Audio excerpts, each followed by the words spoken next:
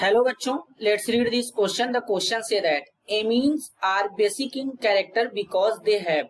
इसके रिगार्डिंग यहाँ पे चार ऑप्शन दिया गया है, इन चारों में से करेक्ट को आइडेंटिफाई करना है बच्चों। तो सबसे पहले क्या समझेंगे, की कॉन्सेप्ट। की कॉन्सेप्ट क्या होगा? बेसिक नेचर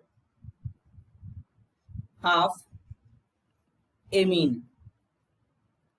तो अगर बच्चों हम एमीन के बेसिसिटी की बात करें तो कैसे समझेंगे?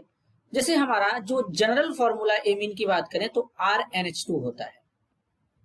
अब इस RnH2 को क्या कहते हैं? एल्काइल एमीन कहते हैं बच्चों। क्या कहते हैं? एल्काइल एमीन कहते हैं। तो इसमें अगर हम देखें तो इसमें क्या है, नाइट्रोजन के पास में दो हाइड्रोजन लगे हुए हैं। नाइट्रोजन ने 3 बॉन्ड बनाया है, एक R के साथ में, 2 हाइड्रोजन के साथ में। नाइट्रोजन का वैलेंस इलेक्ट्रॉन 5 होता है, तो 2 इलेक्ट्रॉन इसका बचेगा, यानी एक लोन पेयर इसका बचा होगा बच्चों। तो इस लोन पेयर, ये क्या है? लोन पेयर है। इस लोन पेयर के कारण ये बेसिक नेचर शो करता है। लोन पेयर डोनेट करके H+ को एब्स्ट्रैक्ट करता है कुछ इस तरीके से। ये लोन पेयर H+ इसके सामने आएगा, लोन पेयर डोनेट करेगा, H+ को लेगा और RnH3+ बना लेगा।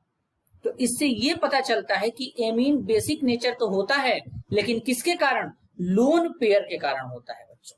लोन पेयर डोनेट करता है, इसलिए एमीन को बच्चों लुईस बेस कहते हैं। क्यों? लुईस बेस क्या होते हैं? जो इलेक्ट्रॉन पेयर डोनर होते हैं। तो ऑप्शन ए में बोला गया a lone pair of electron on the nitrogen atom, बिल्कुल सही है। बी में बोला गया है a hydroxyl group in the molecule, बिल्कुल गलत है बच्चों, हाइड्रोक्सिल ग्रुप तो होता ही नहीं है। सी में बोला गया रिप्लेसेबल हाइड्रोजन एटम, बिल्कुल गलत है, यहाँ पे हाइड्रोजन एटम तो रिप्लेस ही नहीं हो रहा है। सेचुरेटेड कार्बन एटम, बिल्कुल गलत है बच्चों। तो फाइनल आंसर होगा option A. This is your answer. I hope you understood it well. All the best.